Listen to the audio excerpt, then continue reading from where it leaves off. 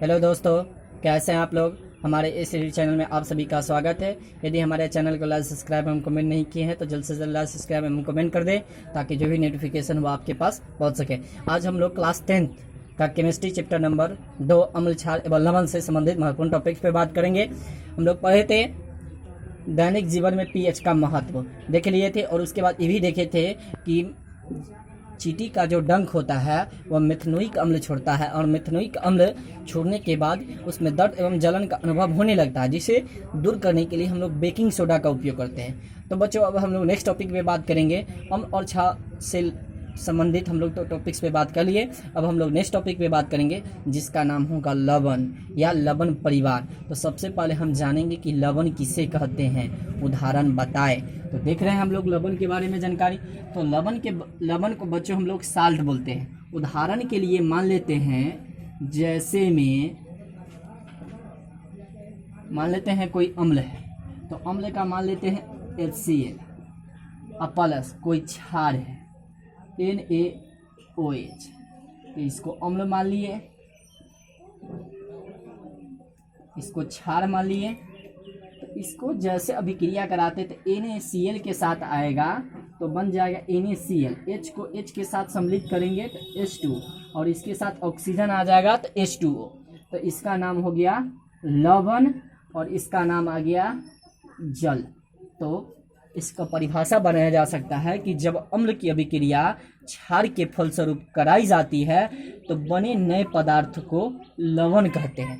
जब अम्ल के फलस्वरूप क्षार की अभिक्रिया कराई जाती है तो बने नए पदार्थ को लवण कहते हैं। जैसे में मान लेते हैं Na मतलब सोडियम, Cl मतलब क्लोराइड, इसका पूरा नाम आ जाएगा सोडियम क्लोराइड। तो लवण का परिभाषा आ जाएगा जब अम्ल की अभिक्रिया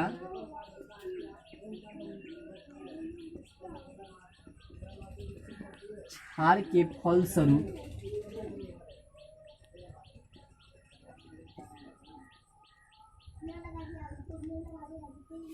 कराई जाती है तो बने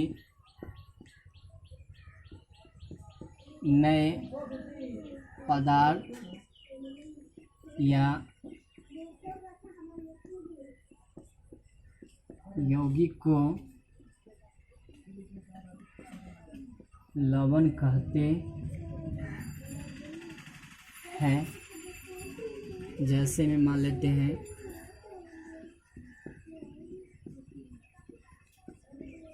सोडियम क्लोराइड NaCl,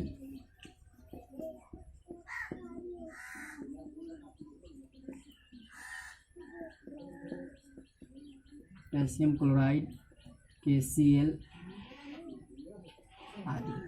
अब बच्चों हम लोग नेक्स्ट टॉपिक मतलब लवण से संबंधित विभिन्न यौगिकों का निर्माण करेंगे। प्रश्न है, साधारण नमक का निर्माण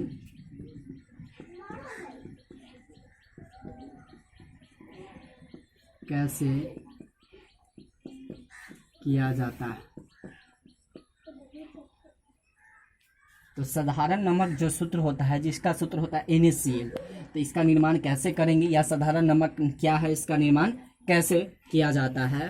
तो लिखेंगे आंसर में, साधारण नमक का रासायनिक नाम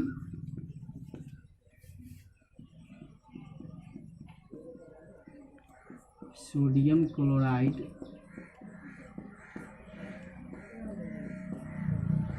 होता है, जिसका रासायनिक सूत्र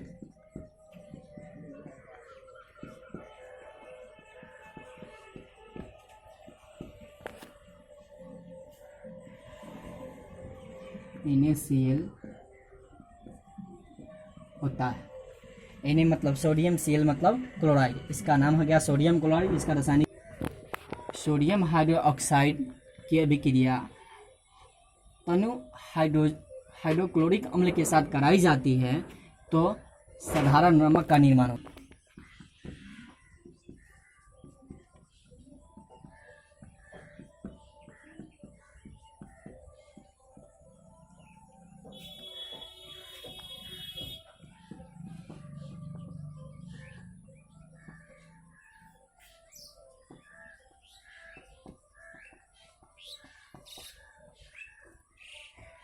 तो बच्चों देखिए बनाने की विधि। जब सोडियम हाइड्रोक्साइड की अभिक्रिया तनु हाइड्रोक्लोरिक अम्ल के साथ कराई जाए, जैसे में मान लेते हैं कि सोडियम हाइड्रोक्साइड का सूत्र होता है NaOH, मान लिए, और तनु हाइड्रोक्लोरिक अम्ल का सूत्र होता है HCl।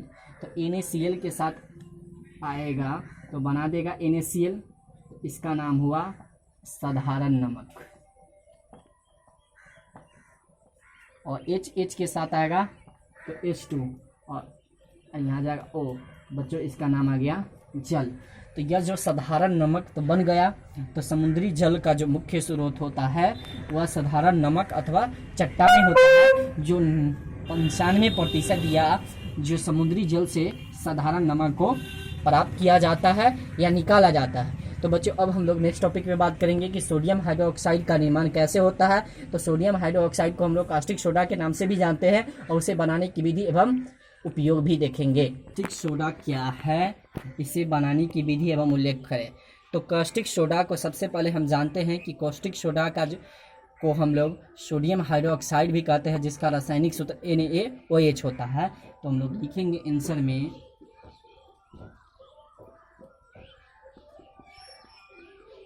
कास्टिक सोडा को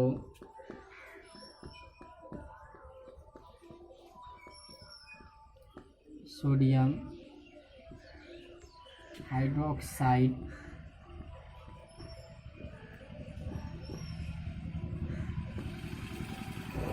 कहते हैं।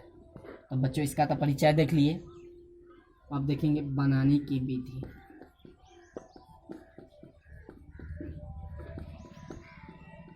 तो बनाने की विधि देखेंगे कि जब सोडियम क्लोराइड के जलीय विलयन को विद्युत धारा प्रवाहित करते हैं तो यह वियोजित होकर कास्टिक सोडा बना देता है, मतलब सोडियम हाइड्रोक्साइड बनाता है।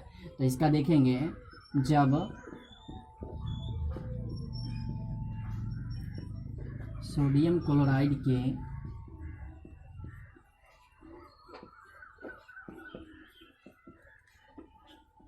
जलीय विलयन पर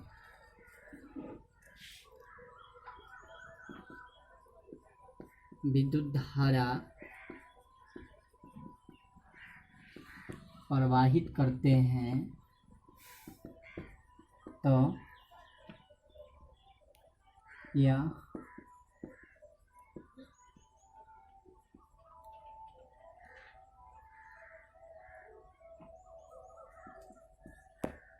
तो यह विघटित होकर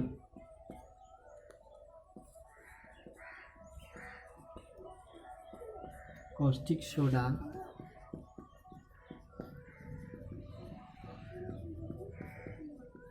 बनाता है। जैसे में मान लेते हैं NaCl प्लस H2O, तो Na के साथ OH आएगा तो बना देगा NaOH प्लस Cl2 और प्लस बना देगा H2। तो इसका नाम आ गया बच्चों कास्टिक सोडा।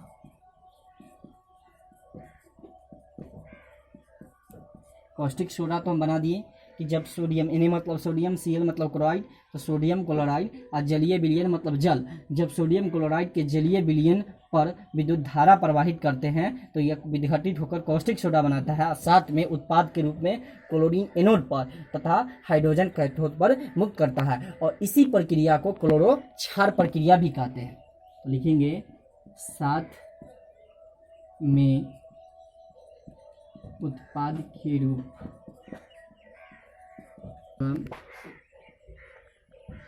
हाइड्रोजन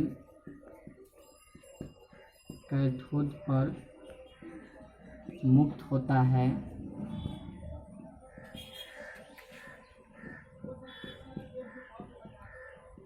इस प्रक्रिया को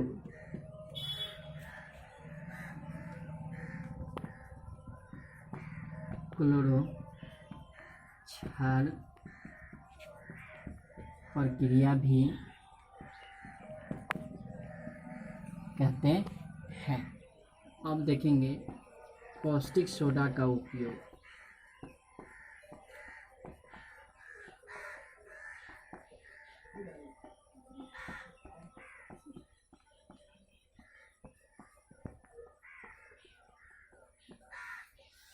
कास्टिक सोडा का पहला उपयोग है धातु को ग्रीज हटाने में, कि जैसे ग्रीज होता है तो धातु पर अगर कोई जंग लग जाता है तो उसको ग्रीज लगाकर उसको साफ किया जाता है।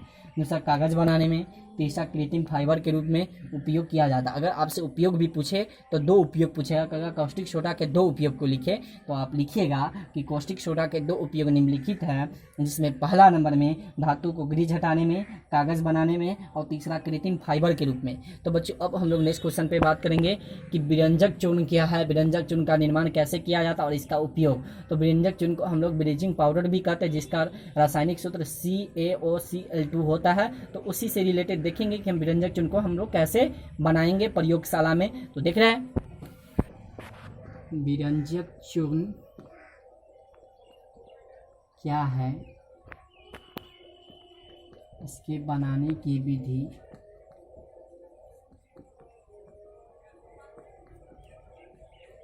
एवं उपयोग को लिखें। यहाँ दिया गया है विरंजक चूर्ण क्या है, इसके बनाने की विधि एवं उपयोग को लिखें। तो बच्चों विरंजक चूर्ण को ब्लीचिंग पाउडर भी कहा जाता है, जिसका रासायनिक सूत्र CaOCl2 होता है। तो लिखेंगे आंसर में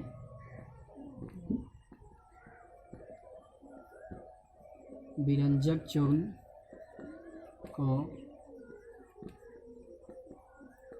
ब्लीचिंग पाउडर भी कहा जाता है,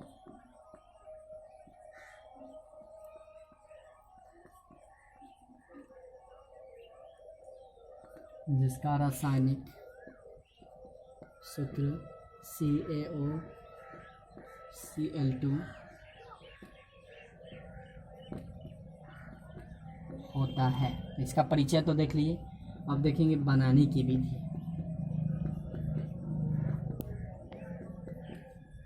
तो बनाने की विधि देखते हैं कि बिना बुझा हुआ चूना पर 40 डिग्री सेल्सियस पर क्लोरीन गैस को प्रवाहित करते हैं तो विरंजक चूर्ण बनाता है।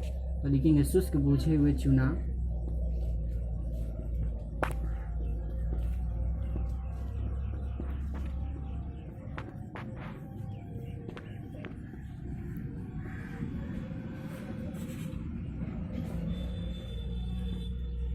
क्लोरीन गैस को प्रवाहित करने पर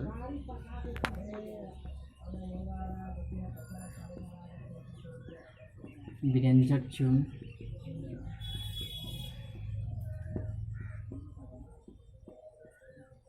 बनता है। तो शुष्क बुझा हुआ चूने को 40 डिग्री सेल्सियस पर क्लोरीन गैस को प्रवाहित कर देंगे तो विरंजक चूर्ण बनेगा। तो जैसे में मान लेते हैं कि शुष्क बुझा हुआ चूना का सूत्र होता है CaOH का होल 2। तो यह आ जाएगा बच्चों शुष्क बुझा हुआ चूना, शुष्क बुझा हुआ चूना पर क्लोरीन गैस मतलब Cl2 को प्रवाहित करेंगे तो Ca तो आ जाएगा और एक ऑक्सीजन इसके साथ आ जाएगा तो O और Cl2 इसके साथ आ जाएगा तो Cl2 और प्लस जल अलग हो जाएगा। तो इसी का नाम आया विरंजक चूर्ण। विरंजक चूर्ण तो बना दिए, अब देखेंगे विरंजक चूर्ण का उपयोग।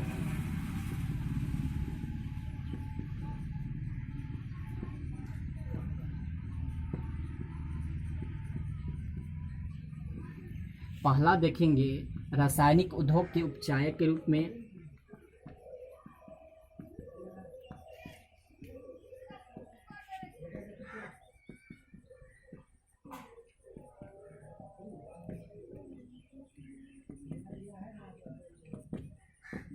दूसरा देखेंगे कपड़ों के विरंजन के रूप में।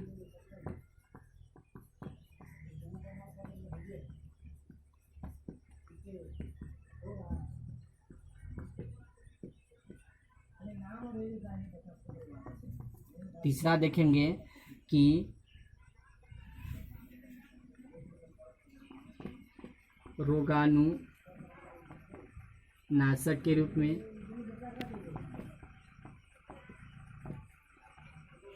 चौथा देखेंगे बच्चों क्लोरोफॉर्म